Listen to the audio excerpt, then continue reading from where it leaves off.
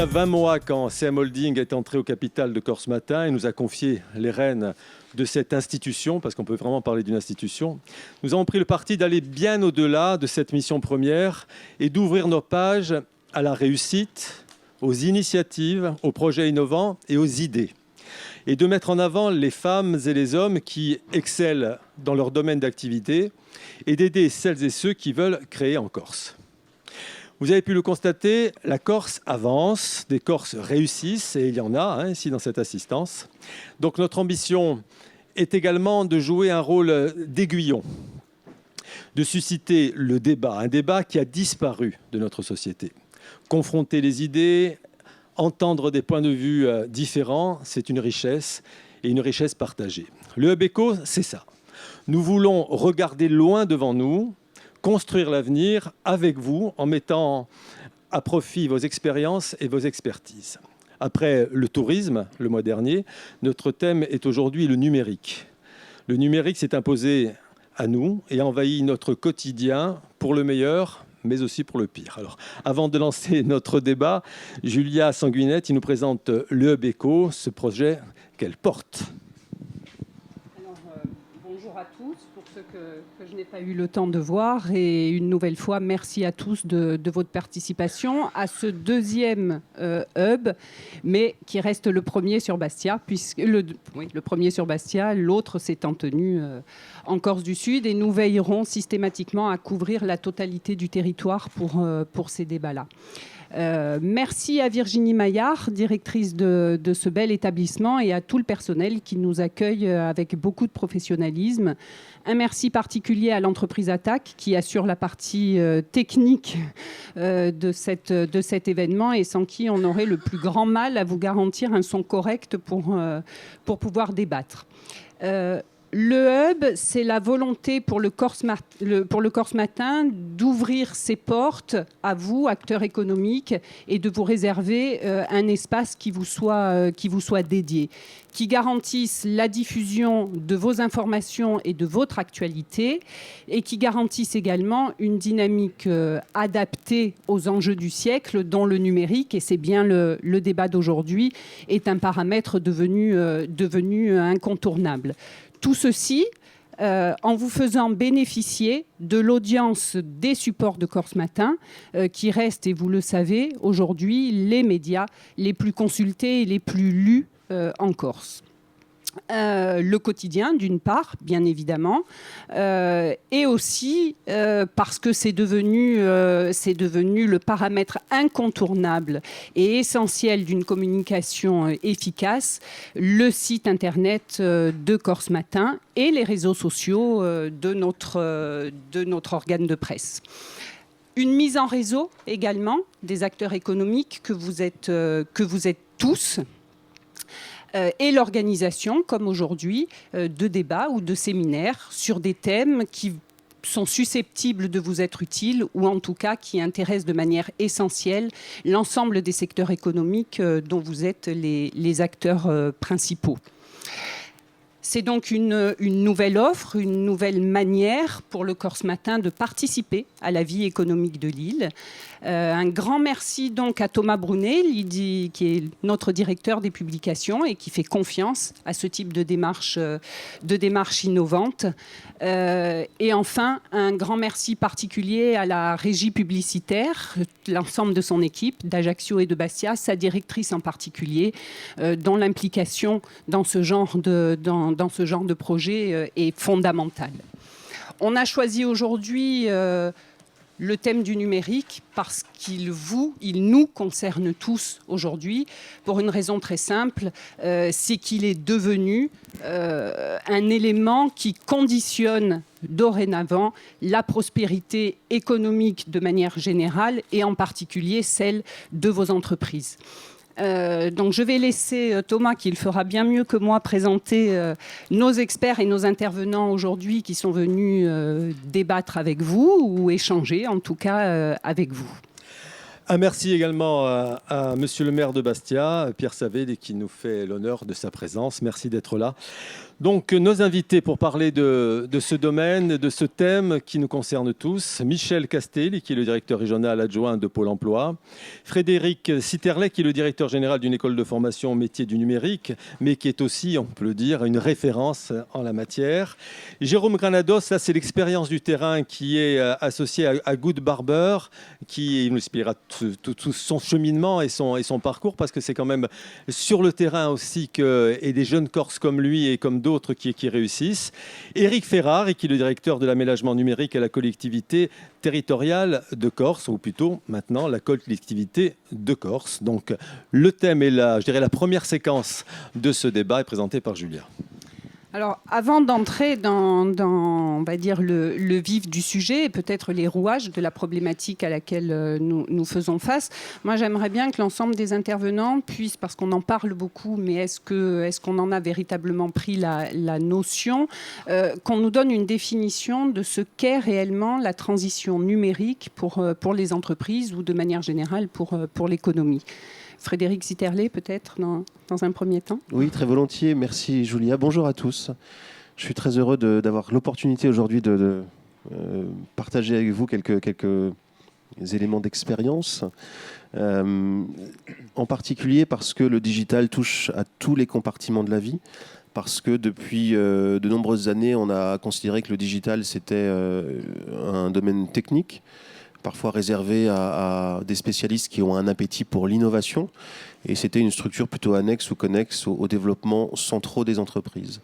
Or, on voit aujourd'hui que tous les départements d'une entreprise sont impactés par le digital.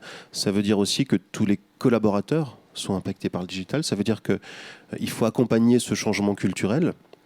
J'ai eu la chance d'avoir une expérience passée au groupe Figaro, où pour le compte de la famille Dassault, j'ai assuré toute la transformation digitale du titre. Et nous sommes partis avec 1200 collaborateurs au départ, 0 sur le digital. Et puis 4-5 ans après, on était avec toujours 1200 collaborateurs, mais 600 sur le digital. Donc ça veut dire qu'il y a eu soit un accompagnement de compétences en interne, soit des choses plus dures qui sont passées par des licenciements et des recrutements. Et ce que la presse a vécu en avance de phase, aujourd'hui, toutes les entreprises le vivent. Et dans vos entreprises, vous êtes forcément impliqués, vous, en tant que dirigeant, par l'impact du digital, mais vos collaborateurs aussi sont impactés dans leur métier par cet impact-là. Et notre responsabilité à tous, c'est d'accompagner ce changement, de les former, ou de faire rentrer dans l'entreprise des nouveaux collaborateurs formés à ces métiers. Une question, la pédagogie est importante, c'est-à-dire pour faire passer le message aux dirigeants de journaux, aux dirigeants de la presse nationale, il a fallu convaincre d'abord. Plus que convaincre, il y avait une opposition très forte. Beaucoup pensaient que le digital était une menace pour l'activité. Alors si on parle de la presse en particulier, on a longtemps pensé que le digital allait tuer la presse papier. Et l'un était opposé à l'autre.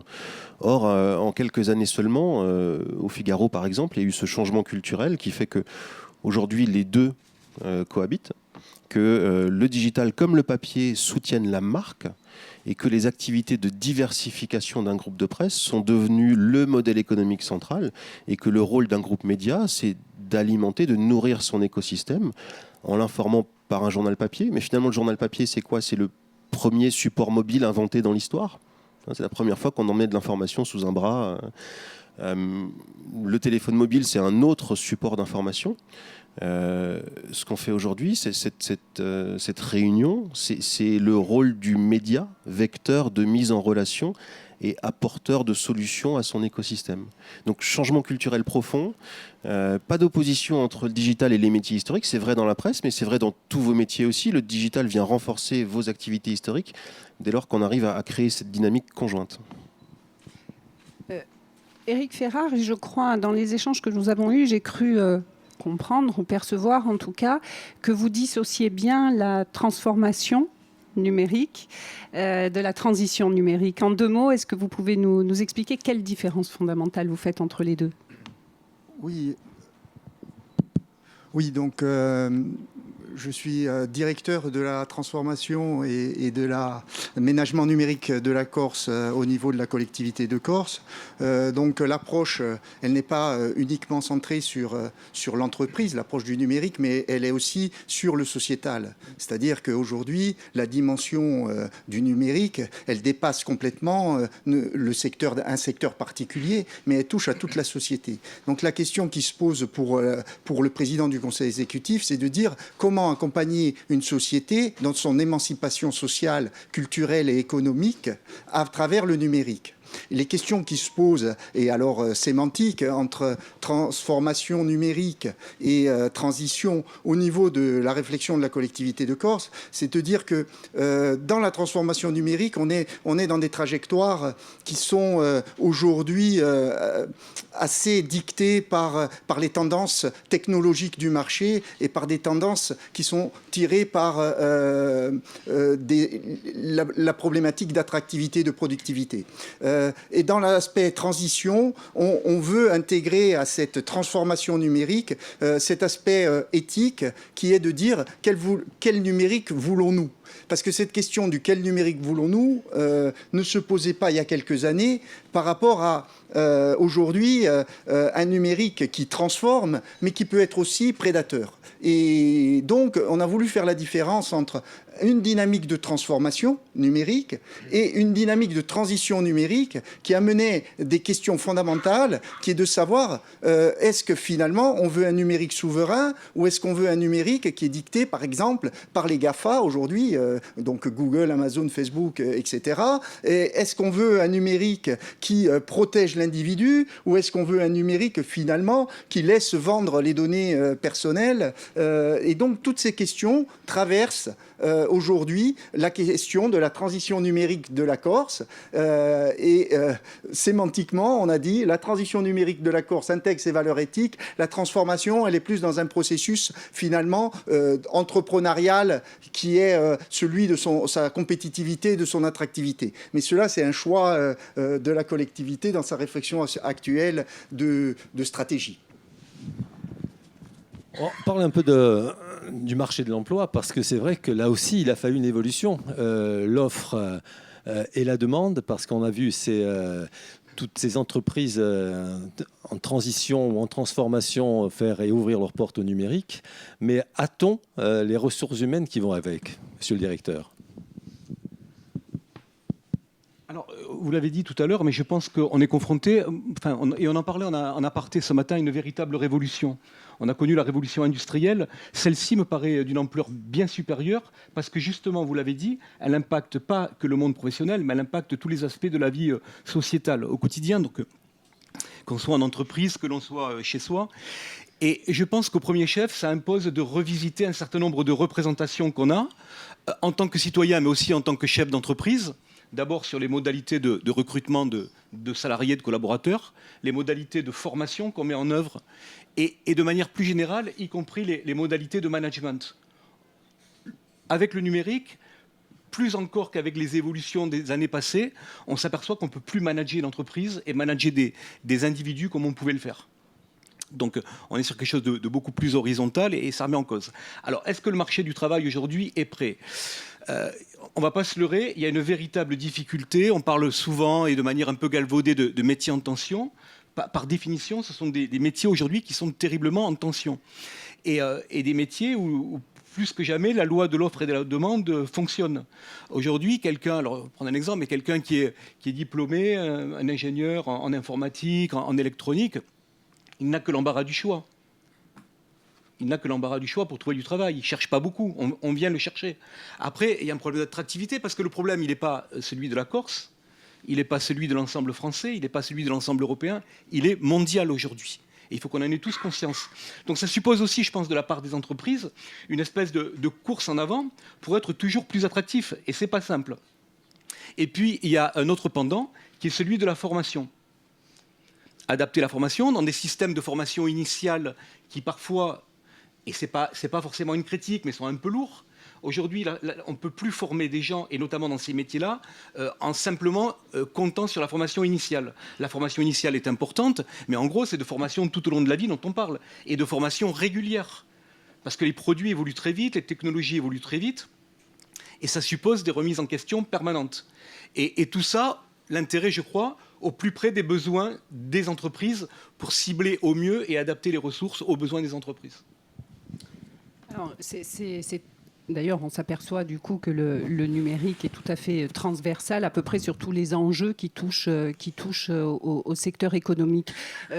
Jérôme Granados, par rapport à tout ce qui vient d'être dit, vous êtes à la tête d'une entreprise. D'ailleurs, si vous pouvez en 2 mots nous expliquer exactement en quoi consiste votre activité, parce que ça reste quelque chose de pas toujours accessible à tout le monde, la compréhension de tout ça. Et surtout, du coup, vous êtes aussi un employeur par rapport à tout ce qui vient d'être dit. Quels sont le type de compétences que vous recherchez ? Alors, nous sommes un éditeur de logiciels qui s'appelle Good Barber. Et notre métier, c'est de construire un produit qui permet à n'importe qui de créer une application mobile. Donc, ce produit, il est commercialisé en ligne. On a un seul canal de vente, c'est notre portail Internet. Et on réalise 80% de notre chiffre d'affaires à l'export. Notre premier marché sont les États-Unis, par exemple.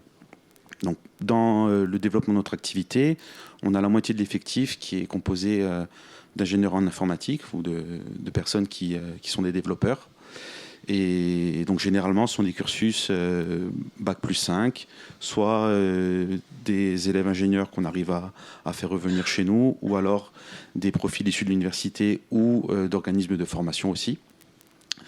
Et ensuite, la seconde moitié de l'effectif, ce sont des gens qui vont commercialiser le produit et qui vont aussi apporter des réponses aux clients sur l'utilisation du produit. Et ces personnes-là aussi, elles utilisent le digital comme outil, puisque pour dialoguer avec nos clients, pour interagir avec nos clients, tout est complètement dématérialisé et on n'a quasiment aucun contact avec ces gens, si ce n'est que par des interfaces où on peut échanger des messages et être en contact. Pardon, quel type de logiciel ? Alors, on a un seul logiciel, c'est un logiciel qui permet de faire des applications mobiles. Il s'adresse à 2 grandes familles d'utilisateurs, les gens qui vont produire du contenu, des médias par exemple. On a parmi nos clients des médias qui utilisent Good Barber. Et on a aussi une autre grande famille d'utilisateurs, ce sont des gens qui vont faire du commerce en ligne et qui vont vendre des produits via une application. Alors, deuxième partie de la question de Julia, l'emploi. Vous en avez les Bac plus 5, c'est vrai, mais vous êtes un employeur. Est-ce qu'il y a des difficultés ? Est-ce que vous appuyez sur les structures comme Pôle emploi ou alors il y a un autre réseau sur le web où ces emplois-là sont mis en avant et exclusivement mis en avant ? Alors, on forme beaucoup de personnes qui viennent chez nous, c'est-à-dire que via les systèmes d'alternance, de stage, on se présente à nous beaucoup d'élèves pour démarrer une activité. Donc, c'est une façon pour nous de faire du sourcing et de capter les meilleurs talents et de les garder. Ensuite, on évolue dans un domaine où, effectivement, la concurrence est mondiale, donc c'est assez compliqué de recruter et généralement quand on poste une offre on a quand même pas mal de réponses qui arrivent, donc on la poste via des réseaux traditionnels ou qu'on la poste directement via des plateformes qui sont des plateformes plutôt orientées développeurs, hein. Là je parle pour la partie technique, pour le recrutement des personnes dans la partie technique. Donc c'est on arrive à avoir des candidatures, mais ensuite, pour capter les personnes, c'est assez difficile. Il y a une question qui me vient à l'esprit en vous écoutant, justement. Donc, votre entreprise, vous, c'est une entreprise dont on va dire le digital est l'activité. Mais le numérique est une nécessité pour la totalité des secteurs. Frédéric Sitterlé, je pense que vous avez peut-être un éclairage à nous apporter là-dessus. Entre une entreprise pour qui le digital est l'activité et une entreprise pour qui le digital est un outil au service d'une autre activité, est-ce qu'il y a une différence dans les compétences qui sont recherchées ? Probablement en fonction des métiers. Maintenant, il y a une convergence en termes de comportement ou d'attitude. On nous dit souvent que la principale limite au développement d'une entreprise aujourd'hui, c'est pas forcément ses clients, c'est pas forcément son chiffre d'affaires, c'est d'abord les compétences. Et donc ça renvoie à des questions d'attractivité, attirer les talents et puis ensuite les former en permanence. Je dirige aujourd'hui une école qui forme des spécialistes du digital en 5 ans.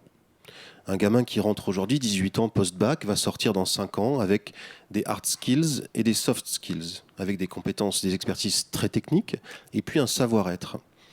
En réalité, regardez un peu en arrière, le monde tel qu'il a changé depuis 10 ans.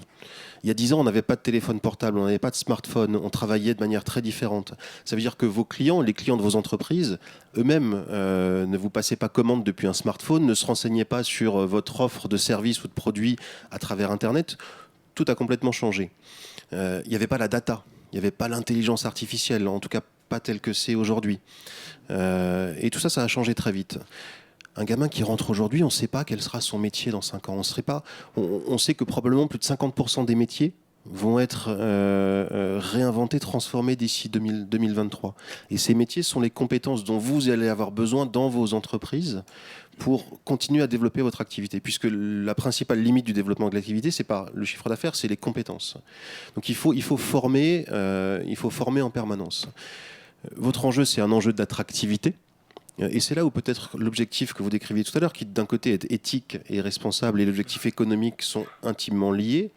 Un jeune diplômé aujourd'hui ne choisit plus son entreprise en fonction de son salaire. Alors, le salaire arrive en 3e ou 4e critère peut-être. Il choisit d'abord son emploi en fonction du sens et des valeurs de l'entreprise. Il choisit son emploi ou sa façon de travailler en fonction du cadre de travail. Il va plutôt préférer vivre à la campagne, être freelance, le CDI ça lui fait peur, travailler pour plusieurs employeurs et puis privilégier son cadre de vie. Et c'est là où la Corse a un atout fantastique à jouer. Alors, c'est un peu tarte à la crème, mais il y a un cadre fantastique. Alors s'il y a encore des problèmes d'attractivité, c'est peut-être qu'il y a d'autres limites. Moi je suis très content de revenir ici parce que j'ai créé ma première entreprise il y a 20 ans. L'entreprise s'appelle sport24.com. J'ai eu la chance d'y croiser Fabien Friedman, qui depuis a eu un parcours brillant dans la transformation digitale des médias. On a travaillé ensemble il y a 20 ans. Et cette entreprise, je l'ai créée en même temps que naissait mon premier fils. La maman de mon fils est corse. Et on s'est dit, au départ, cette entreprise, on va la créer à Afa, du côté d'Ajaccio. Et on ne l'a pas fait. Pourquoi ? Parce qu'à l'époque, les infrastructures rendaient cela impossible. Il n'y avait pas d'accès au débit. Il y avait pas il y avait une forme d'enclavement qui rendait, et un monde professionnel qui rendait la création d'une entreprise ici un petit peu compliquée. Quand il fallait chercher des fonds, on a financé cette entreprise auprès de France Télécom et de Dassault. C'était compliqué de faire venir les investisseurs ici, il fallait aller à Paris. Et finalement, cette entreprise, on l'a créée à Paris. Aujourd'hui, le système s'inverse. Puisque le critère de développement d'une entreprise, c'est ses ressources et ses talents, puisque les talents, ils cherchent d'abord un cadre de vie, un confort personnel et une forme d'indépendance, on voit bien que les entreprises peuvent se développer localement. Et l'enjeu aujourd'hui, c'est l'attractivité des territoires. C'est vrai pour les collectivités publiques, c'est vrai pour les employeurs privés. Finalement, faire financer les entreprises ici, encourager la création d'entreprises locales, les investissements locaux et la création d'emplois locaux. Et pour faire ça, pour boucler sur le propos, il faut vous mettre, vous et mettre vos collaborateurs en situation de formation permanente. Avant, un diplôme, ça sanctionnait une expertise, vous sortiez de votre école, vous saviez faire quelque chose et puis ça vous tenait toute votre carrière. Aujourd'hui, dans l'école que je dirige, par exemple, on enseigne un langage de formation, on peut enseigner le Python ou le C++. Peut-être que dans 2 ans, peut-être que dans 5 ans, ce sera un langage qui sera totalement obsolète. Si un collaborateur qui est diplômé chez moi rentre dans une de vos entreprises, si vous ne continuez pas à le former, d'abord, il ne va pas rester chez vous. Et puis ensuite, il sera obsolète. Et vous allez devoir renouveler vos collaborateurs. Et on sait bien que ça coûte beaucoup plus cher de recruter que de fidéliser un collaborateur. C'est cette fameuse phrase, hein, on va former nos collaborateurs et le patron qui répond, oui mais qu'est-ce qui se passe si on les forme et après ils s'en vont ? Et la réponse c'est, qu'est-ce qui se passe si on les forme pas et qu'ils restent ? C'est pire. Donc il y a cet enjeu-là. Et c'est là où l'écosystème que vous créez et ce hub, Julia, que vous développez, est assez fantastique parce que le rôle d'un média et le rôle d'une école, c'est le même finalement. C'est expliquer le monde, informer, accompagner, faire grandir. Un diplômé qui sort de chez nous, dans 1 an, dans 2 ans, dans 10 ans, il va continuer à avoir une relation avec l'école, il va continuer à apprendre. Et finalement, c'est la relation qu'un média crée avec ses lecteurs, avec sa communauté. Regardez des groupes de presse comme Les Échos qui ont un public de clients chefs d'entreprise. Ils ont développé une activité de formation extrêmement rentable, extrêmement ambitieuse, qui permet d'accompagner ses lecteurs, et c'est ce que vous faites aujourd'hui, dans la transformation digitale de vos métiers, dans l'impact du digital sur vos business. Alors, Éric Ferrari, la question, elle arrive. Aujourd'hui, quel âge a votre fils Pardon. Il a 20 ans. Elle a 20 ans. Aujourd'hui, 20 ans après, est-ce qu'on peut créer une entreprise à AFA en bénéficiant de tout, je dirais, de tout ce qu'il faut pour être performant par rapport, et non plus s'expatrier à Paris? La question, elle a été soulevée, et je vous remercie de votre intervention. Elle a été soulevée par l'interlocuteur précédent, c'est-à-dire qu'aujourd'hui, il s'agit de créer un écosystème favorable au développement. Et cet écosystème, finalement, il faut reconnaître que c'est complexe à mettre en œuvre et à faire en sorte qu'il y ait des passerelles entre les différents acteurs qui vont faire le numérique en Corse et qui vont faire la transformation numérique de la Corse. Donc, il y a plusieurs composantes à asseoir. La première composante, en effet, c'est la composante infrastructure. Cette composante infrastructure, elle est très importante. On avait, du fait du monopole historique, un opérateur aujourd'hui en Corse qui était dominant jusqu'à les années 2000. Et puis, ça a commencé à s'ouvrir à travers l'action des collectivités notamment, qui ont lancé leur réseau d'initiatives publiques, c'est-à-dire leur réseau pour essayer d'améliorer le haut débit et le très haut débit en Corse. Bon, aujourd'hui, le pas n'est pas franchi. C'est-à-dire qu'on est dans un entre-deux où la Corse a encore des efforts à faire pour offrir à tout à chacun, c'est-à-dire aux entreprises, mais aussi aux particuliers, eh bien, un environnement connecté. Et c'est un des objectifs que nous avons à travers le réseau très haut débit qui est lancé aujourd'hui. Alors, ce réseau très haut débit ambitionne 160 000 prises très haut débit, c'est-à-dire en fibre optique, d'ici 5 ans. Et aujourd'hui, nous en avons construit 10 000. Bon, donc voyez bien le pas à franchir de 10 000 aujourd'hui à 170 000 d'ici 4 ans, puisqu'une année a été écoulée. Donc il y a un pas énorme à franchir parce que nous avons un retard infrastructurel, c'est évident. Le deuxième retard infrastructurel en termes d'infrastructure, c'est que ce qui conditionne aussi le développement d'entreprises du numérique en Corse, c'est notre capacité à être relié aux réseaux internationaux. Et donc, nous sommes une île. Et le nombre de liens de l'île avec le continent conditionne aussi notre attractivité. Et ce nombre de liens, aujourd'hui, il est insuffisant. Nous avons 3 liens aujourd'hui opérationnels vers le continent. Et ces 3 liens sont insuffisants pour absorber les débits de demain.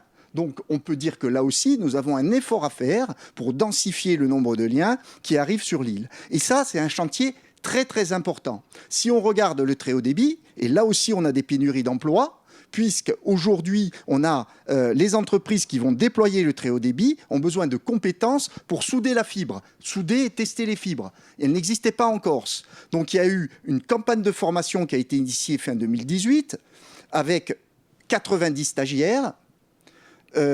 Sur ces 90 stagiaires, 48 ont été recrutés en CDI dans les BT pistes locales engagées dans le réseau très haut débit. Il se trouve que une des formations que nous avons ouvertes en 2020, qui devait réunir 20 stagiaires, n'en a pu réunir que 2 et donc elle n'a pas eu lieu. Donc nous avons une pénurie aussi d'emplois dans ces secteurs-là.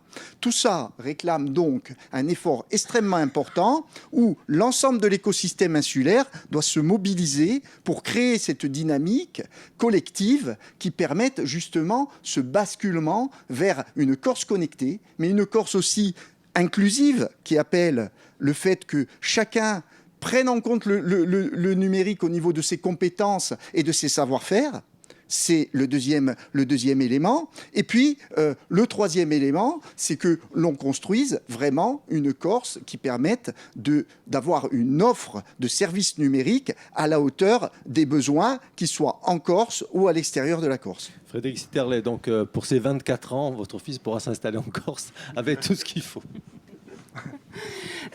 Michel Castelli, par rapport à ce qu'on vient d'entendre, il a été dit des choses intéressantes, notamment sur le rapport au travail. qui est une question que nous avons évoquée à un moment donné. D'abord, est-ce que justement par rapport à ce que vous touchez du doigt, vous le constatez effectivement, et quel est le travail qui peut être mis en place entre Pôle emploi, qui est un acteur essentiel par rapport à l'accès au travail et à l'emploi, bien évidemment, et les entreprises, pour essayer de pallier ce qui semble être aussi un frein quelque part au développement du numérique? Oui, alors je suis d'accord avec tout ce qui a été dit, bien évidemment, précédemment. Le rapport au travail est là, pour le coup, au-delà même du numérique, il a profondément changé. Et je pense qu'on a des chefs d'entreprise ici, ils doivent bien le mesurer au cours des années. Le travail, ça a très longtemps été la valeur référence à partir de laquelle les gens se construisaient. On se construit encore grâce au travail, mais plus de la même manière. Et je suis entièrement d'accord, c'est vrai qu'aujourd'hui, un candidat, et quel que soit l'emploi, d'ailleurs même bien au-delà des métiers du numérique, il n'a plus la même appétence pour un métier, en effet, par rapport au salaire, un CDI. On parle beaucoup de CDI parce que c'est rassurant vis-à-vis d'une banque ou autre, mais ce n'est plus la priorité d'un grand nombre de jeunes aujourd'hui. Les jeunes, ils ont envie de se faire plaisir quand ils travaillent. Alors ça peut heurter les gens de ma génération, moi je suis un vieux, je suis un quinca, mais en tout cas c'est une réalité, mais les enfants, si je l'oubliais, me le rappellent assez souvent. Donc c'est vrai que du coup, il faut que les entreprises travaillent sur ces évolutions, avoir, j'insiste, mais un modèle d'attractivité plus importante.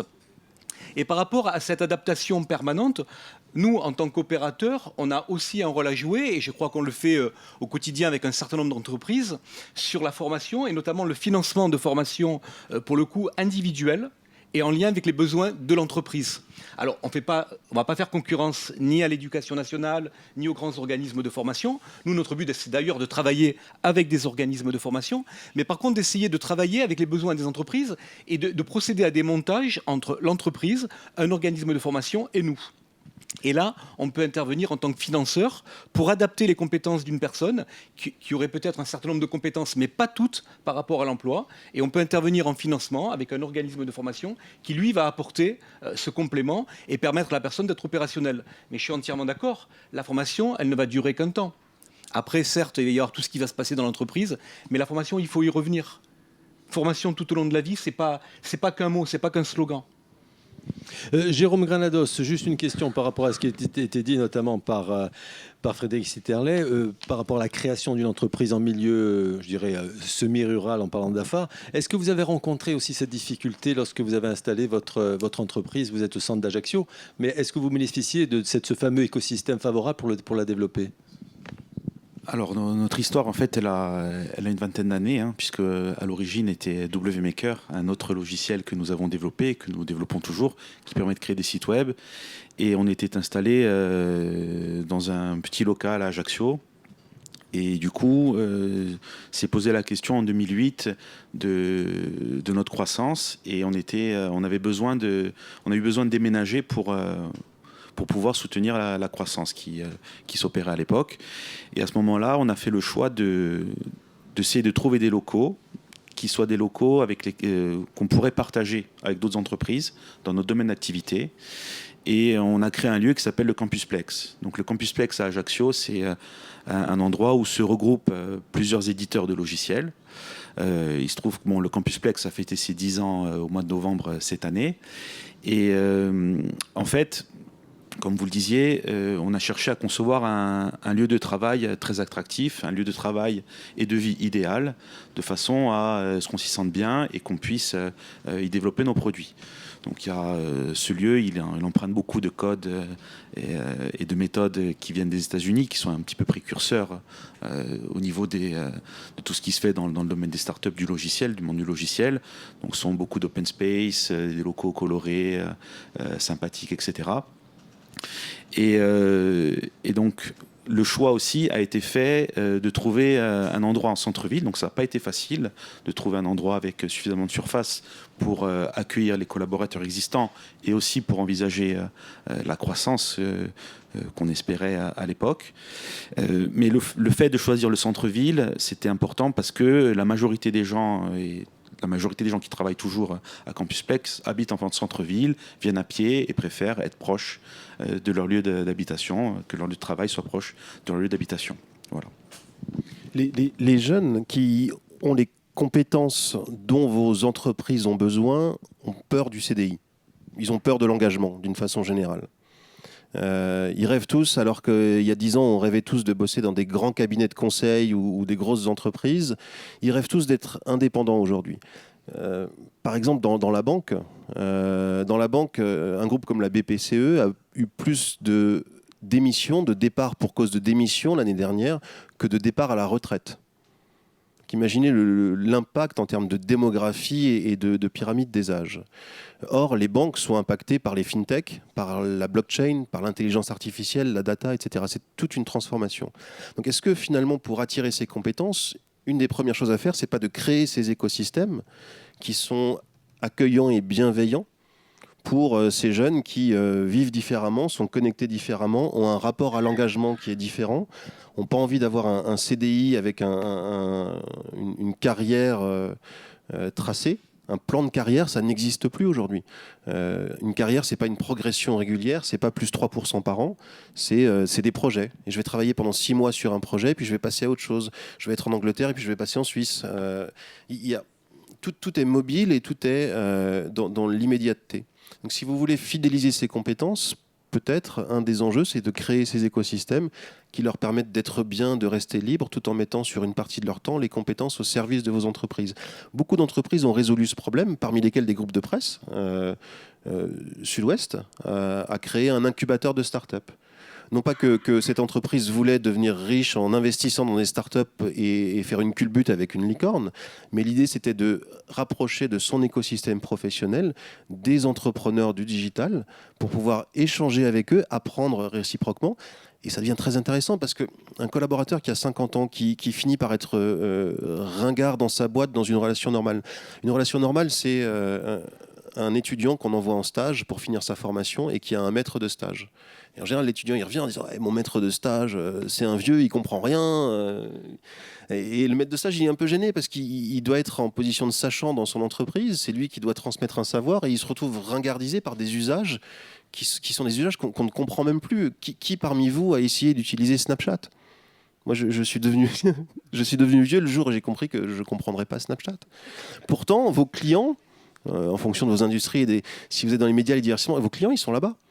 Donc, cette relation qui était le stagiaire qui vient terminer sa formation, mais qui ringardise son maître de stage et qui finit déçu en se disant « mais jamais je vais bosser dans cette boîte-là », finalement, on inverse la relation.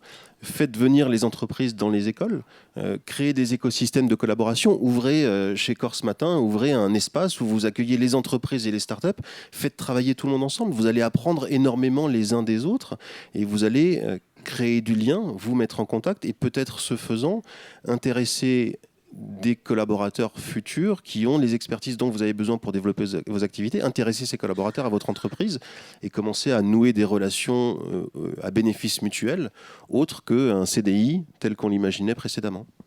Voilà, c'est la première séquence, il y en aura 2.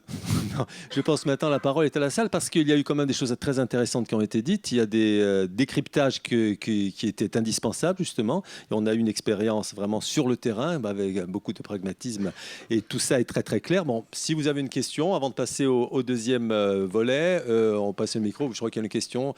Merci Iris, le micro est là. Voilà. Merci Thomas, je sais pas si ça marche. Merci à tous, franchement c'est sincèrement absolument passionnant. Moi on m'a dit un jour, transforme-toi d'un point de vue numérique pour comprendre tes enfants. La conclusion de ce débat, ça pourrait être de dire transformons-nous numériquement pour comprendre nos clients. Voilà. Mais moi j'ai une question très simple et je l'argumenterai un peu derrière, mais est-ce que tu penses, pour rebondir sur ce que disait Thomas tout à l'heure, Frédéric, que ton fils à 24 ans, s'il devait créer sport24.com, s'installerait demain à Ajaccio. Pourquoi je pose cette question ? Ou dans la région d'Ajaccio ou en Corse. C'est que, ce qu'expliquait aussi Eric tout à l'heure, c'est qu'aujourd'hui, la technologie permet ça. C'est que la technologie et les outils permettent de s'installer, de créer son entreprise. Et moi, je trouve ça formidable d'avoir un dirigeant d'entreprise d'Ajaccio, enfin de la Corse. Donc, c'est possible. Et la Corse, moi, je te rejoins, a une attractivité assez dingue de par son cadre de vie. Mais j'ai l'impression quand même qu'il y a encore des freins aujourd'hui pour créer des entreprises, notamment autour des nouvelles technologies en dehors de l'écosystème parisien. Voilà, si je dois me faire un peu l'avocat du diable. Donc, ma question est simple. Est-ce qu'aujourd'hui, ton fils créerait son entreprise? Et si oui, pourquoi? Ou sinon, pourquoi? Voilà. Il y a plusieurs éléments de réponse. Le premier, il est exogène, indépendamment de la situation et de l'attractivité de la Corse. Il y a un mouvement sociétal de fond que vous évoquiez tout à l'heure, qui est un rapport aux autres, un rapport au travail, un rapport à la vie qui est totalement différent. Thomas Friedman, un autre Friedman, a écrit un bouquin il y a une bonne dizaine d'années qui s'appelle « La Terre est plate ». Et il expliquait comment, au départ, c'était plutôt les États qui étaient en lutte les uns contre les autres. Et puis ensuite, c'était les entreprises. Et puis ensuite, c'est les individus. Prenez le parallèle avec les Jeux Olympiques, ça parlera à certains ici. Les Jeux Olympiques, avant, c'était les États-Unis qui devaient avoir plus de médailles que la Russie, l'Allemagne de l'Est, que l'Allemagne de l'Ouest. C'était les États qui se battaient entre eux. Et puis, les Jeux Olympiques, c'est devenu Nike contre Adidas, les sportifs Nike contre les sportifs Adidas. Et puis les Jeux Olympiques, c'est devenu un sportif kényan qui un jour devient danois et qui passe d'une marque à l'autre. Donc on va vers l'individualisation de tout ça.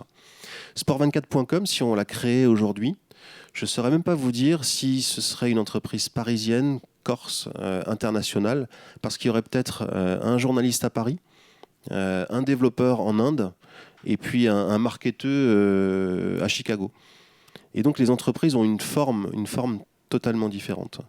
Et finalement, ce qu'il faut peut-être envisager, c'est plus que de créer des entreprises ici, c'est créer des écosystèmes sur lesquels des entreprises qui viennent du monde entier ou qui ont une empreinte dans le monde entier pourraient venir s'appuyer ici. Et je ne parle pas de multinationales qui ont leur siège à Amsterdam et des activités... je parle de petites entreprises de 5 personnes qui travaillent ensemble par Skype et qui sont un peu aux quatre coins du monde. Après, l'enjeu pour une collectivité ou pour des entreprises locales est un peu différent parce qu'il y a un ancrage, il y a une responsabilité sociale et économique. Ce n'est pas une création d'entreprise, c'est vraiment un accompagnement à la transformation. Vous avez la responsabilité d'un business, des comptes à rendre à des actionnaires, mais vous avez aussi la responsabilité sociale d'accompagner vos collaborateurs dans cette transformation, que vos collaborateurs ne deviennent pas obsolètes. Et c'est peut-être là l'enjeu de créer des entreprises ici, c'est de se faire mélanger les écosystèmes. Parce qu'un collaborateur qui a travaillé 40 ans en agence bancaire à Bastia, le faire bosser avec un marketeur à Chicago ou un développeur en Inde, ça va pas être dans sa culture, ça va juste pas être possible. Donc c'est peut-être là où il faut attirer ses talents et un peu comme un virus, inoculer localement. Le dernier sujet, vous parliez d'infrastructure, vous parliez d'un certain nombre de choses. Il y a un sujet d'argent aussi. Comment on attire les investissements ici? Comment, quand il faut lever du capital, on peut attirer le capital ici, plutôt que d'aller déplacer son entreprise? C'est un sujet qui peut être une question qui peut être posée à la Corse, mais plus globalement encore, on voit bien que quand une entreprise française commence à réussir, il y a tout de suite un Américain, un Asiatique qui vient, qui rachète l'entreprise, et il n'y a plus grand-chose de français dedans finalement. Jérôme Granados, est-ce que vous avez un développeur à Bombay ou un marketeur, vous avez dit, c'est ça, à Chicago? Alors, on est implanté dans 2 pays, on a 4 bureaux. Donc, le siège et la partie où il y a le plus gros de l'effectif, c'est Ajaccio.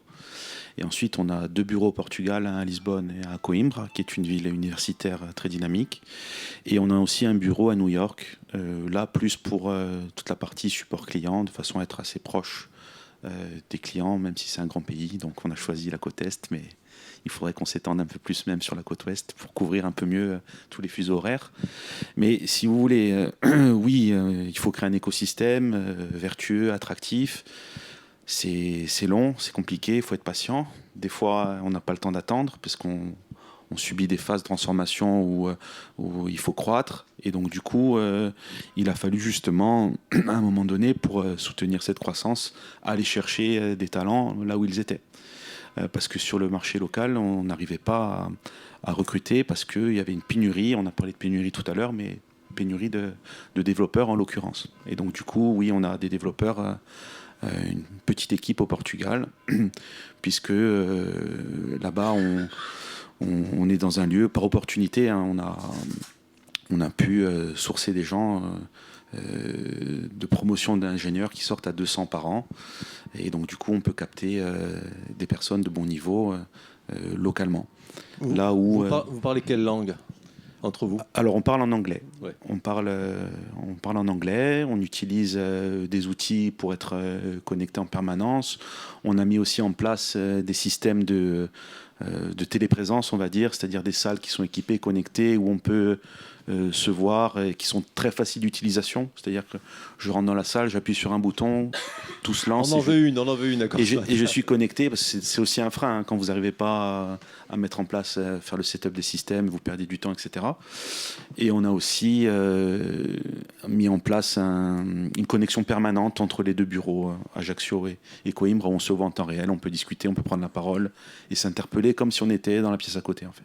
Vous êtes une entreprise corse? Oui, nous sommes une entreprise corse. Vous parliez d'attractivité tout à l'heure, de faire venir les gens, c'est très difficile. Hein. Donc notre produit, il est disponible en 5 langues. Et pour le commercialiser, on a fait le choix d'avoir dans nos effectifs des gens qui sont natifs des langues qui sont supportées, à savoir l'anglais, l'espagnol, l'italien, le portugais et le français. Et donc, du coup, on a réussi à faire venir des gens d'Italie, des gens d'Espagne, des gens du Brésil pour venir travailler à Ajaccio. Des jeunes très motivés, qui étaient attirés par une expérience nouvelle. Et on s'est rendu compte qu'au bout de 2-3 ans, ces personnes, c'était très difficile de les capter, de les faire rester. Parce qu'ils sont habitués à beaucoup voyager, à être connectés de façon très simple avec le monde entier. On a des personnes qui ne comprennent pas que pour aller dans une capitale européenne, il faille prendre un billet à Ajaccio-Paris, faire une correspondance, etc., payer très cher, là où, quand ils étaient basés à Londres, ils pouvaient partir faire un week-end à Berlin et revenir le lundi et retourner travailler. Et donc ça, c'était un vrai choc. Et on voit qu'on a parlé des infrastructures au niveau des réseaux, mais aussi des transports, on est quand même assez enclavé. Et donc c'est difficile d'attirer les talents, les capter. Et je n'ai parlé que de profils juniors. Si on commence à parler de comment faire venir des profils qualifiés seniors, c'est encore plus compliqué, parce que là, vous devez relocaliser complètement une famille complète. Donc c'est pour ça qu'on a un mix entre travail à distance, bureau sur place, et essayer au maximum de recruter au niveau local. Et donc on espère, et on travaille aussi à ce qu'il y ait plus de gens formés, puisqu'on sait très bien que les gens de chez nous, ils préfèrent rester chez nous, et s'ils peuvent avoir de bonnes positions et travailler sur des sujets intéressants chez nous, ils resteront. Frédéric, après on va donner la parole à la salle, mais allez-y, si vous avez une... Donc vous êtes une entreprise internationale? Non, Corse, on a dit. Non, mais j'insiste. Non. Avec une culture, avec une empreinte corse, locale, mais une entreprise internationale. Qu'est-ce qui vous attache? Qu'est-ce qui fait que demain, cette boîte, elle pourrait risquer de ne plus être corse? Un micro, monsieur, s'il vous plaît. Non, mais si vous n'étiez pas corse, très attaché à la Corse, et s'il n'y avait pas cette Il faut un micro, Pierre, parce qu'on est en train de tout mettre en boîte. Voilà. Non, mais parce que je pense qu'on met le point sur un sujet fondamental, c'est si vous n'étiez pas corse, très attaché à la Corse, et s'il n'y avait pas cette volonté de rester implanté ici, est-ce que vous pensez vraiment que le siège de Good Barber serait toujours à Ajaccio? Vous n'êtes pas obligé de répondre. Hein. Non, mais le siège aurait pu être n'importe où. Non, mais en tous les cas, qu'il est à Ajaccio. Le centre principal de la société. Non, mais ce que vous venez de dire sur les jeunes qui ont besoin de bouger, de voyager, voilà, est-ce que vous seriez toujours à Ajaccio selon vous? Mais après, il y a un effet temps. C'est comme pour Sport 24. Je pense qu'il y a 10 ans ou 20 ans, on ne réagit pas de la même façon que la façon dont on réagit maintenant. Il se trouve que aujourd'hui, après une vingtaine d'années à travailler et à développer des choses dans le secteur numérique, en tout cas au niveau du développement, conception de logiciels, start-up Internet, je dirais, il se trouve qu'aujourd'hui, en Corse, il y a plus de facilité et plus d'opportunités pour implanter une activité. On voit que ça fait... Depuis 5 ans, on a vu dans le paysage des nouveaux acteurs qui sont apparus, de nouvelles start-up, qui ont accès plus facilement à du financement, donc, qui arrive à se développer, ou en tout cas à prendre des risques et à tenter des expériences. Ça, ce sont des choses qu'on ne pouvait pas faire il y a 10 ans, où c'était très compliqué. Et donc là, c'est l'aspect attachement qui a pris le pas, qui a fait que Good Barber s'est créé à Ajaccio. Mais il n'est pas impossible que demain, il y ait des choses qui naissent, qui se créent, qui se développent à Ajaccio, du fait que cet écosystème, il grossit lentement, mais il grossit. Et nous, on a vocation à participer à ce qu'il se renforce et qu'il continue à grossir. Alors on arrive, c'est encore une question dans la salle. Alors je crois qu'Éric Ferrard, il y avait une réaction par rapport à ce qui vient de se dire. Oui. En fait, il faut regarder un peu la réalité de la Corse aussi. Et la réalité de la Corse, elle a quand même des caractéristiques particulières. Alors, ce n'est pas chaque caractéristique qui est particulière, c'est le cumul de l'ensemble des caractéristiques qui en fait un cas particulier. Bon. On est confronté tout d'abord à un problème de taille critique. La taille critique, elle s'exprime d'ailleurs très facilement par la population de la Corse. La population de la Corse, c'est un quartier de Paris. Donc, il faut bien prendre en considération ce fait-là. Nous sommes une île et effectivement, dans le développement numérique un peu fantasmé de la Corse, il y avait cette attractivité et un peu cette typicité où on pouvait dire on va attirer les grands groupes en Corse, et finalement, ça n'a jamais été le cas. Les investisseurs, ceux qui ont pris des initiatives structurantes, y compris en termes de start-up numérique, sont des Corses militants. Alors, militants pour la Corse, bon, c'est le constat que l'on peut faire aujourd'hui. On espère aussi que demain, il n'y aura pas que des Corses militants. Mais si on prend l'historique des jeunes qui aujourd'hui sont les start-upers de la Corse, eh bien, vous allez trouver des Corses militants. Je prends le cas de Jelly Network, qui est une société qui pourrait très bien s'implanter à Paris. Eh bien, elle a son dispositif à Corté. Pourquoi Corté ? Eh bien, c'est un acte militant. Good Barber et Webzine, ça a été un acte militant de rester en Corse et de ne pas s'exporter. Le dernier point que je voulais apporter comme éclairage, c'est le label French Tech. Il n'y a pas de label French Tech en Corse. Ce n'est pas parce que la Corse n'en veut pas, c'est parce que nous ne pouvions pas prétendre à ce label, parce que nous n'avions pas la taille critique suffisante en termes d'entreprise pour pouvoir prétendre à ce label. Donc aujourd'hui, de French Tech en Corse, il n'y en a pas. Ce qui est quand même un handicap pour les entreprises et start-up locales, parce qu'il a fallu inventer l'écosystème French Tech au niveau des collectivités qui portent la dynamique. De la même façon, si l'on prend l'écosystème du numérique et de la formation au numérique en Corse, ben cette formation aujourd'hui, elle est déficiente. Pourquoi ? Parce qu'aujourd'hui, et votre exemple était vraiment très intéressant pour nous, parce qu'on en rêve, c'est une école qui capte les jeunes qui veulent faire du numérique, du digital, après bac.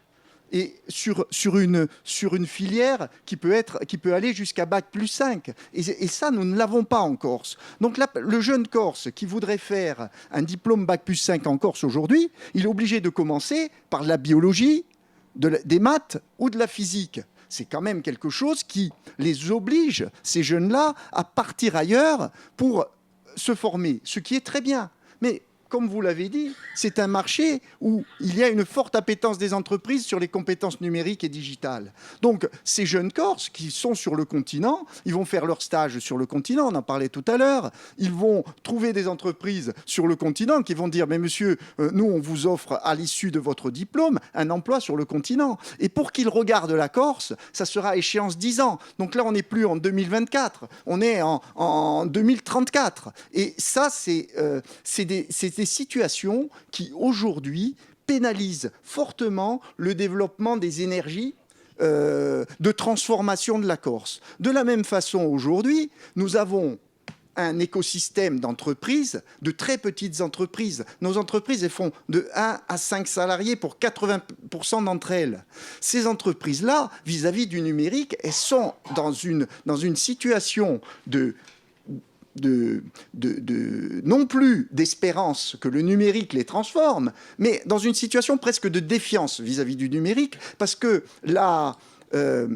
la dématérialisation forcée est vécue comme une contrainte plus que comme une opportunité. Donc tout cela, si vous voulez, crée la nécessité de faire en sorte que cet écosystème que l'on espère se structure devienne plus fort pour que toutes ces composantes essentielles essayent d'impulser un nouveau regard sur la digitalisation, une nouvelle culture du numérique qui n'est plus un numérique subi, mais un numérique dont on s'approprie les codes et dont on fait des codes la force de développement. C'est ça l'ambition aujourd'hui de la collectivité de Corse.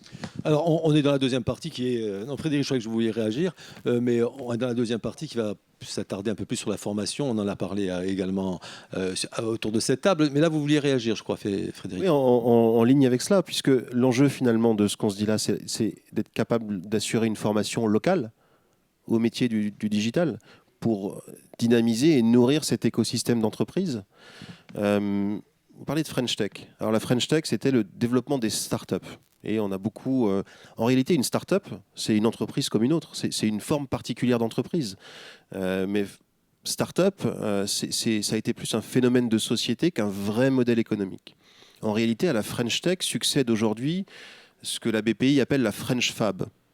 L'innovation par l'industrie, le développement économique par l'innovation dans les PME et les ETI, dans les entreprises historiques familiales en région. Et ces entreprises-là, qui sont vos entreprises avec une activité locale, traditionnelle, historique, ont un intérêt à ce que les startups comme Good Barber se développent, se créent et restent ici. L'avenir du développement économique passe par l'innovation dans les PME. L'innovation, elle passe par le digital et donc par la rencontre des écosystèmes de start-up et de métiers traditionnels. Donc, former localement. C'est vrai qu'une fois que la formation s'est faite ailleurs et qu'on propose un stage à l'étranger ou sur le continent, le retour en Corse se fait peut-être 20 ans après, quand on revient à ses racines, quand on a une aspiration personnelle différente. Alors qu'en fait, il faudrait que les gamins qui sortent de l'école là restent ici, viennent alimenter cet écosystème et fassent de vos PME des startups innovantes. Les startups de demain, c'est les PME qui sont ici, irriguées par le digital. Alors, une petite réaction par rapport à tout ce qui vient d'être dit et un thème qu'on n'a pas beaucoup abordé, mais qui me semble essentiel pour les entreprises qui sont présentes ici. Et je pense qu'il peut intéresser aussi la CCI, qui a la lourde tâche d'accompagner aussi les entreprises dans leur transition numérique. Éric Ferrari, vous avez parlé, à juste titre, je crois, de culture subie par rapport au numérique et donc d'une difficulté à opérer cette transition. Je lisais dernièrement, et je ne sais pas si vous, les acteurs qui êtes ici, allez être d'accord avec ça, que l'erreur que commettaient aujourd'hui, notamment les TPE, c'était de chercher la visibilité sur le web, plutôt que de s'emparer d'un élément dont on a très très peu parlé, que vous avez abordé rapidement, qui était de s'emparer et de considérer la data et l'utilisation de la data. Est-ce que la défiance et la crainte des entreprises aujourd'hui n'est pas aussi de ne pas s'être réellement emparé de la réalité des enjeux d'aujourd'hui et de leurs besoins par rapport au numérique? Qu'est-ce que vous pouvez nous dire par rapport à ça, par rapport à la data et la manière dont il faut, pour ces TPE, s'en emparer? Et pourquoi? Est-ce que Frédéric? Il y a un vrai enjeu de souveraineté, en réalité, et donc d'éducation et de démocratie. On voit bien que, pour faire un raccourci très rapide, le digital et les réseaux sociaux en particulier font partie de nos vies. Vous avez tous sur vos téléphones un compte Facebook, un Instagram et c'est fou de voir comment, à titre personnel, on a adopté ces usages et comment, parfois, à titre professionnel, on a une posture qui est un peu distante, comme si ça nous concernait, nous, dans nos vies perso, mais ça ne concernait pas nos vies professionnelles. Tous ces outils, aujourd'hui, c'est des outils qui, avant de voir arriver les Russes ou les Chinois, sont des outils qui sont hébergés aux États-Unis, qui contiennent les données de vos vies, ou peut-être les données de vos intentions. On viendra ensuite sur les données réelles. Et on voit bien comment la manipulation de ces données a un impact, jusqu'à avoir un impact sur des élections, de manière très concrète. Et là où le rôle d'un média, le rôle d'une école, Et le rôle d'une entreprise à travers sa responsabilité sociale, c'est d'éduquer, d'informer pour faire des citoyens éclairés qui vont voter en connaissance de cause. On voit bien comment la manipulation de la data peut arriver à des élections tronquées ou à une désinformation. Donc, et au Brexit, et il y a plein d'autres choses. Et finalement, si cette data, elle est aux mains des GAFA, en réalité, il y a une perte de souveraineté, une perte de démocratie. Alors, on voit bien derrière comment Huawei, les Chinois, la 5G, comment TikTok, comment Telegram, on présente ça comme une messagerie sécurisée et comme ça, au moins, vous êtes sur Telegram, c'est pas Facebook et WhatsApp qui vont écouter vos données. Bon, Telegram, c'est la Russie derrière. On touche là à des enjeux géopolitiques majeurs. On parle de l'accès et de la connectivité. Demain, vous avez de la 5G sur tout le territoire. La 5G, c'est pas juste s'envoyer des mails plus rapidement. La 5G, c'est tous nos systèmes de communication, mais aussi de santé, de sécurité, les vidéosurveillances dans les villes, les feux rouges, l'approvisionnement en énergie, qui sont contrôlés dans le réseau. Si ce réseau il n'est pas sécurisé, s'il est aux mains d'entreprises chinoises qui un jour, parce qu'il y a un conflit géopolitique, appuient sur un bouton et éteignent toute une partie d'une région, il y a un vrai enjeu. Et cette souveraineté, elle est européenne, elle est française, elle est régionale aussi. Et il y a peut-être une question d'identité. Demain, si l'éducation passe par des tablettes qui sont faites par des Américains, comment vous faites vivre votre culture régionale? Comment vous faites vivre votre identité? Est-ce qu'il n'y a pas là aussi un enjeu de souveraineté qui passe par l'éducation et qui passe par les moyens technologiques de traitement de la data? Votre propos, il est essentiel. Aujourd'hui, et c'est des propos qu'on ne tenait pas il y a 3 ans de ça. Donc c'est un changement, un basculement énorme de notre environnement quotidien. C'est-à-dire qu'en basculant dans le numérique, aujourd'hui, on bascule aussi dans la nécessité de prendre en charge une donnée qui est votre donnée personnelle. Et cette question de la donnée personnelle doit vous interroger aujourd'hui, alors que hier, elle ne nous interrogeait pas. On pensait que ces plateformes qui apparaissaient étaient une opportunité, une nouvelle liberté qui se faisait sur le net. Eh bien, cette idéalisation, cette vision idéalisée du net, aujourd'hui, il faut la repositionner à travers un discours de responsabilisation. Le discours de responsabilisation, c'est pas d'inquiéter, de lever les dangers d'Internet en disant faut pas y aller, etc., mais d'avoir un usage Internet responsable. Et cet usage Internet responsable, hélas, en Corse, nous avons un certain nombre de baromètres qui témoignent que nous avons un niveau d'usage qui n'est pas tout à fait responsable. On a un niveau d'appétence pour la technologie qui attire beaucoup les Corses, parce que dans l'objet technologique, ils voient une possibilité d'ouvrir la Corse sur l'extérieur. Mais l'outil technologique, la possession de l'outil technologique ne fait pas l'usage. Or, aujourd'hui, l'accompagnement des usages en Corse, il doit être renforcé pour des prises de conscience telles que vous venez de le dire sur le danger de devenir un objet marchand, un travailleur du net non rémunéré.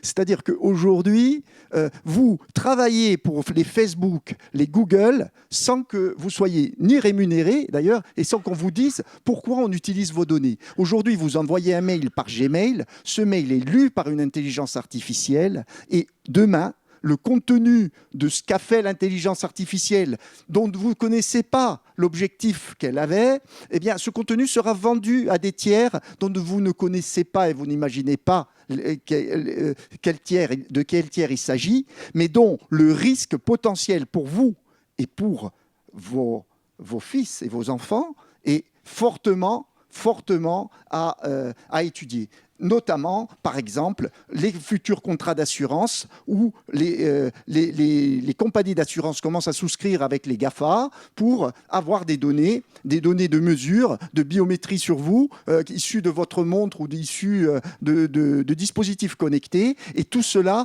nécessite une vigilance et nécessite aussi une prise de conscience du bon comme du mauvais. Et ça, c'est cette espèce d'empowerment qu'il faut donner à l'ensemble de la société insulaire pour avancer et aller de l'avant. et non pas pour régresser, bien évidemment. Alors on parlait dans les propos liminaires du meilleur comme du pire. Là, on est un peu dans le pire.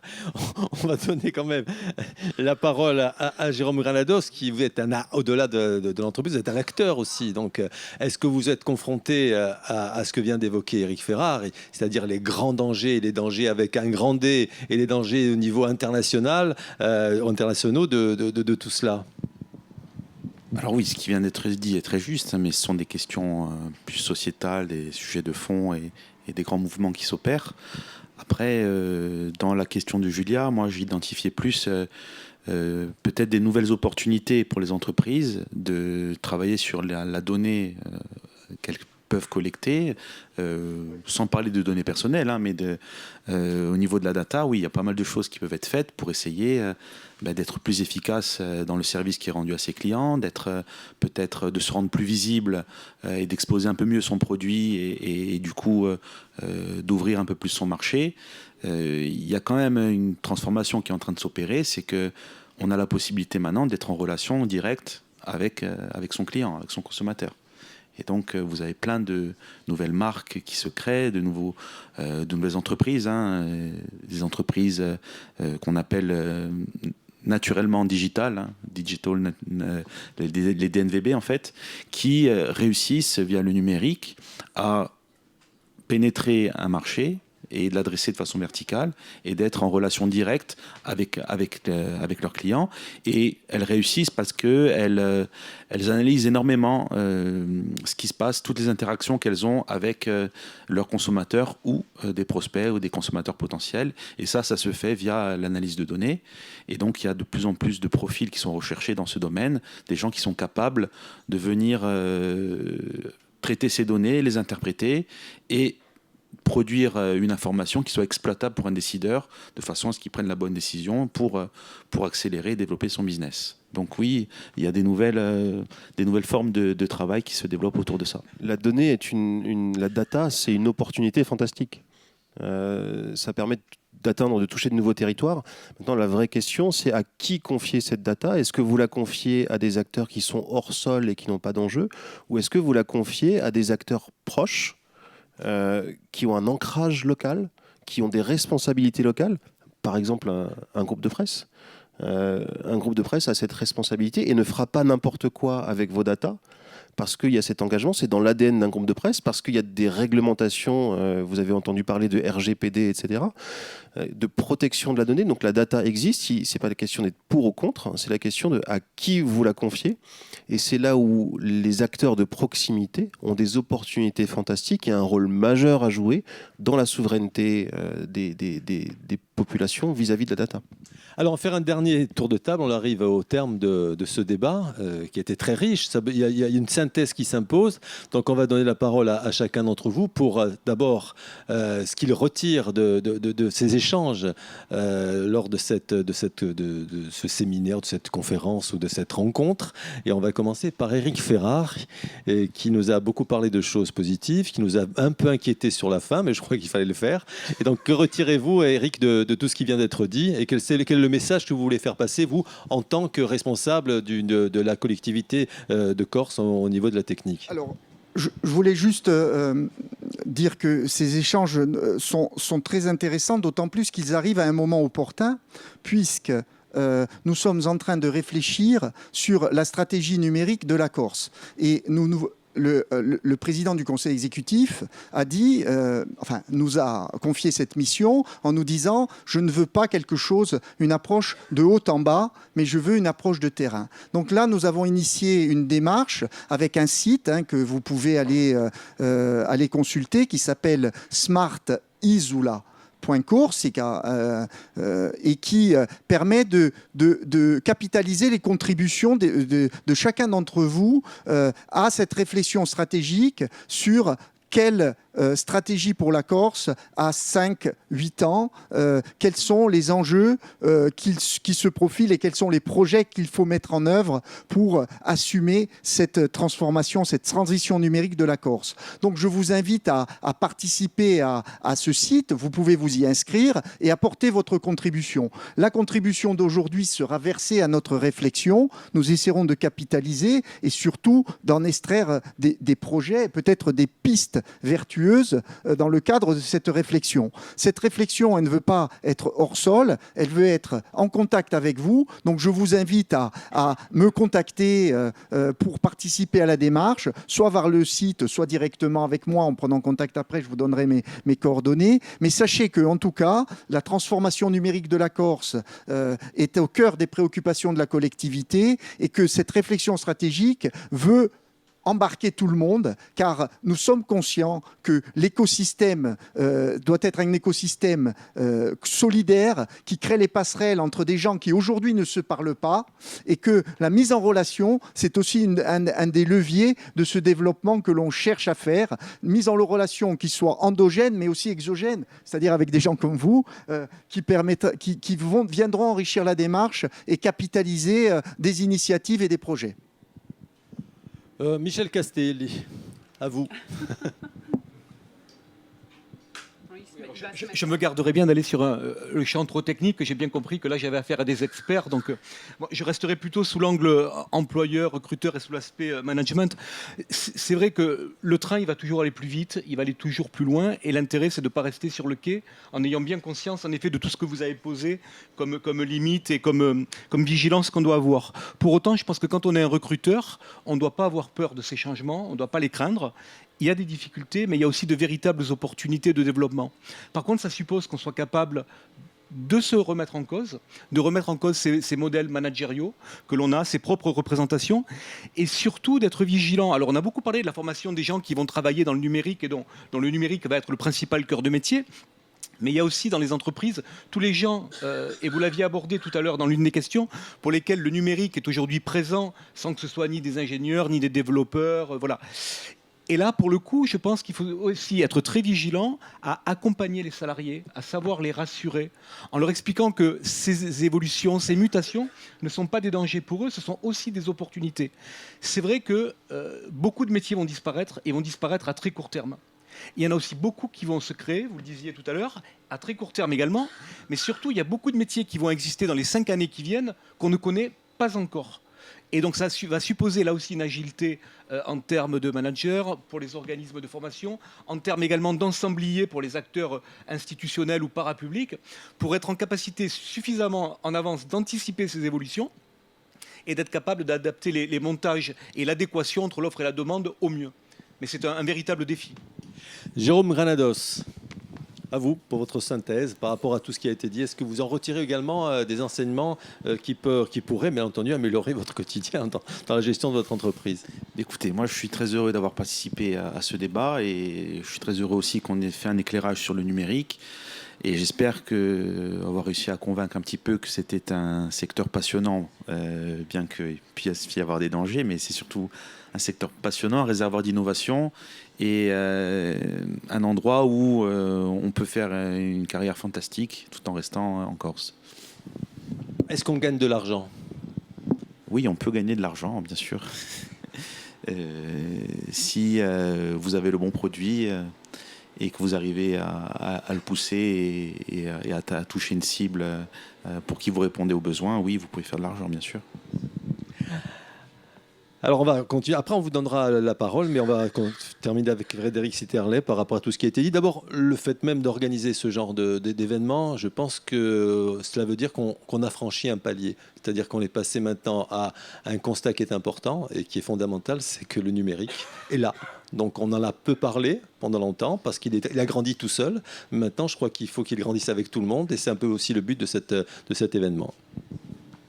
Le digital est partout, effectivement, et vos enjeux, que vous soyez chef d'entreprise ou responsable de collectivité locale, pour accompagner le rayonnement et le développement économique de la Corse, c'est probablement votre capacité à former en permanence vos futurs collaborateurs et ce faisant, aux collaborateurs actuels et ce faisant à mieux comprendre vos clients et futurs clients. Historiquement, les entreprises faisaient des plans quinquennaux. Puis une fois tous les 5 ans, on alignait une espèce de stratégie. Et puis on a bien vu que le monde changeait plus vite. On a fini par faire des séminaires annuels. Et puis on s'est rendu compte que ça suffisait plus. On faisait des séminaires 2 fois par an, puis ça faisait beaucoup. On voit aujourd'hui que finalement les entreprises sont en transformation permanente. Et vos collaborateurs doivent être en situation et en posture de formation permanente. Ce qu'ils feront demain, c'est des métiers peut-être qui n'existent pas aujourd'hui. Et c'est comme ça que vous attirerez ces talents. Moi, quand j'entends tout ce qui se passe ici et les initiatives qui sont prises par Corse Matin, qui est un acteur indispensable dans cette mise en relation et dans cette capacité à faire rayonner les écosystèmes locaux, déjà, ce serait l'envie de créer une entreprise ici localement. Mais vous incitez, vous, peut-être à vous réunir et avec un acteur de confiance, avec un tiers qui n'est pas un GAFA, qui est un acteur de proximité, qui est engagé à vos côtés, qui est respectueux de vos business, de vos économies, de vos données. Créer cet écosystème de formation permanente, créer une école du digital, mais pas seulement pour la formation post-bac, créer une école du digital pour la formation tout au long de la vie, pour valoriser l'employabilité et développer les hard et les soft skills des collaborateurs et des gens qui vivent ici. J'adorerais voir à l'issue de tout ça une initiative comme ça qui se crée, qui se lance et à AFA, et c'est le rôle du média, c'est le rôle de Corse Matin de faire ça. Alors, je voudrais donner la parole à Eric Cuilleret, qui est le responsable du service numérique quand même de Corse Matin. Il est au centre de tout cela. Donc, il faudra que tu prennes un micro, Eric. Je crois qu'il y en a un qui n'est pas très très loin. Parce que lui, il vit ça au quotidien. On est parfois devant une montagne, mais que l'on gravit tous les jours. Mais on est un peu Sisyphe, parce qu'on redescend tout de suite de l'autre côté. Mais justement, sans tabou, on s'aperçoit qu'une entreprise comme Corse Matin, qui développe ce secteur-là, a besoin de tous ses collaborateurs. Et là, il a fallu, lui et moi et d'autres, faire de la pédagogie, parce que justement, même si on fait du numérique de tout le monde tous les jours avec nos smartphones, au niveau professionnel, c'est un peu plus compliqué, Eric. Non, mais comme vous disiez tout à l'heure, comme a vécu le Figaro, je dirais, on a toujours quelques collaborateurs qui voient toujours le numérique comme une menace. Donc on sensibilise les gens, tous les employés, les journalistes, pour leur faire comprendre qu'au contraire, ça permet de développer l'image de la marque et d'attirer un plus grand nombre, un public, je dirais, pas seulement local ni national, mais mondial. Et d'autant plus qu'on a de plus en plus d'internautes, de lecteurs qui participent. Donc c'est plus, comme vous disiez tout à l'heure, une information de haut en bas, une information plate. Donc on se met au niveau, on discute toute la journée avec nos lecteurs. Il y a un échange et pour nous, comme vous dites, c'est quelque chose de formidable.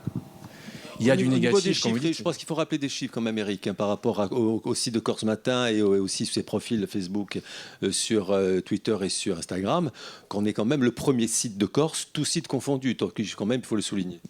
Tout à fait. Et après, comme je disais, au niveau des formations, il faut des formations toute la vie, je dirais. Comme maintenant, il y a, pour les Telegram, il y a TikTok, on ne s'y est pas encore mis, mais il y a tout un tas de choses à développer pour développer la marque, mais il faut se mettre à jour. On est en train de le faire, un gros programme a été fait. Maintenant, c'est un des objectifs de 2020, justement, pour faire entrer complètement Corse Matin dans ce monde-là, même si les chiffres n'ont pas été donnés par Eric parce qu'il est plein de pudeur, mais on est quand même, Eric.